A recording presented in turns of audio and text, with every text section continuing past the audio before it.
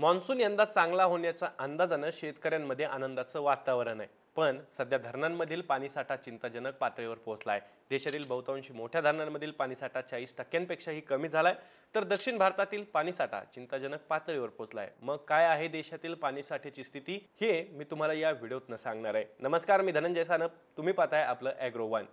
केंद्रीय जल आयोगानं देशातील पाणी साठ्याविषयीचा अहवाल नुकताच प्रसिद्ध केलाय.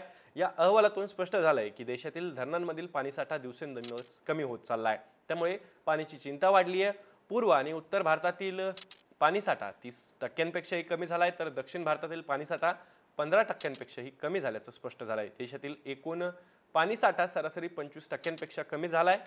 देशातील एकूण मोठ्या 150 धरणांपैकी 120 म्हणजेच 80% धरणांमध्ये पाणीसाठा 40%पेक्षाही कमी होता, तर 90% धरणांमधील पाणी पातळी 50%पेक्षाही कमी झाली आहे. बिहारमधील अनेक मोठ्या धरणं कोरडी पडली आहेत, तर उत्तराखंडमधील महत्त्वाच्या धरणांनीही तळ गाठलाय. तर दक्षिण भारतातील मोठ्या 5 धरणांमध्ये पाणी केवळ नावालाच उरलंय. दक्षिण भारतातील जवळपास सर्वच धरणांमधील पाणीसाठा निम्म्यापेक्षा कमी झालाय. आंध्र प्रदेशातील पाणीसाठा सरासरीपेक्षा तब्बल 81% घटलाय, तर तामिळनाडूतही पाणीसाठा निम्म्यानं कमी आहे.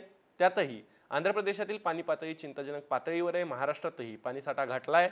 राज्यातील बहुतांश धरणांमधील जिवंत पाणीसाठा संपत आलाय. राज्यातील पाणीसाठा सरासरीपेक्षा 18% कमी आहे.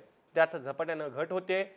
धरणांमधील पाणीसाठा कमी होत असल्यानं राज्यातील अनेक गावांना आतापासूनच टँकरनं पाणी पुरवठा केला जातोय, तर जनावरांच्या पाण्यासाठी मात्र पायपीट करावी लागली आहे. केवळ महाराष्ट्रातच नाही, तर दक्षिण आणि उत्तर भारतातही अनेक गावांना टँकरनं पाणी पुरवठा करण्याची वेळ आली आहे. तर देशातील पाणीसाठ्याची ही होती आकडेवारी. या माहितीसोबत मी तुर्तास इथेच थांबतोय. तुम्हाला हा व्हिडिओ कसा वाटला कमेंट बॉक्समध्ये नक्की सांगा. पुन्हा भेटू. तोवर तुम्ही तुमची आणि तुमच्या जवळच्या माणसांची काळजी घ्या.